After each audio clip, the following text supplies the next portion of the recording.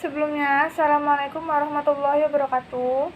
Di sini saya akan mempresentasikan hasil dari jurnal Analisis Kalimat dalam Bahasa Indonesia. Dosen pengampu Andre Tiono Kurniawan, SPM PDI. Yang pertama, di sini saya akan menjelaskan mengenai pengertian dari fungsi sintaksis. Fungsi sintaksis ialah hubungan antara unsur-unsur bahasa dilihat dari sudut pandang penyajiannya dalam ujaran. Masalah subjek, predikat, objek yang bersangkutan dengan fungsi sintaksis. Dan yang selanjutnya, saya akan menjelaskan mengenai macam-macam dari fungsi dan ciri-cirinya dalam kalimat bahasa Indonesia. Yang pertama yaitu subjek. Subjek adalah bagian kalimat yang menunjuk pada pelaku, tokoh, sosok atau benda, sesuatu hal atau suatu masalah yang menjadi pangkal atau pokok pembicaraan.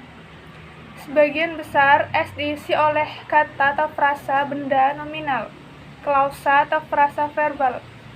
Dalam bahasa Indonesia, setiap kata, frasa, dan klausa pembentuk subjek harus merujuk pada benda, konkret atau abstrak.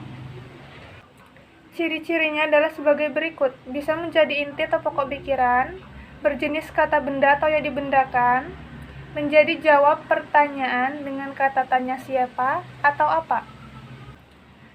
Predikat. Predikat adalah bagian kalimat yang memberitahu melakukan tindakan apa atau apa dalam keadaan bagaimana.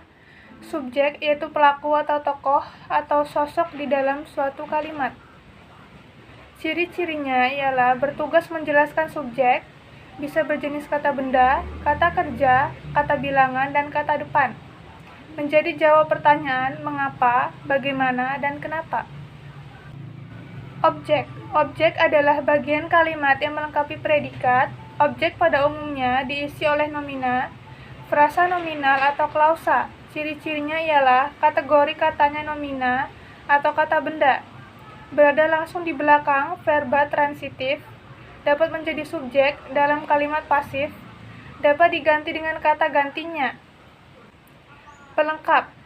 Pelengkap atau komplement bagian kalimat yang melengkapi predikat. Letak pelengkap umumnya di belakang predikat yang berupa verba. Ciri-cirinya ialah selain nomina, pelengkap dapat diisi oleh verba atau adjektiva, berada di belakang predikat dan didahului oleh presposisi atau kata depan, tidak dapat dijadikan bentuk pasif, tidak dapat dijadikan subjek, tidak dapat diganti dengan kata gantinya. Keterangan. Keterangan adalah bagian kalimat yang menerangkan berbagai hal mengenai bagian kalimat yang lainnya. Ciri-cirinya adalah memberikan keterangan terhadap kalimat lain, tidak dapat dipakai untuk menerangkan kata benda atau kata ganti benda, biasanya terletak di awal atau di akhir kalimat, bisa digunakan di semua jenis kalimat.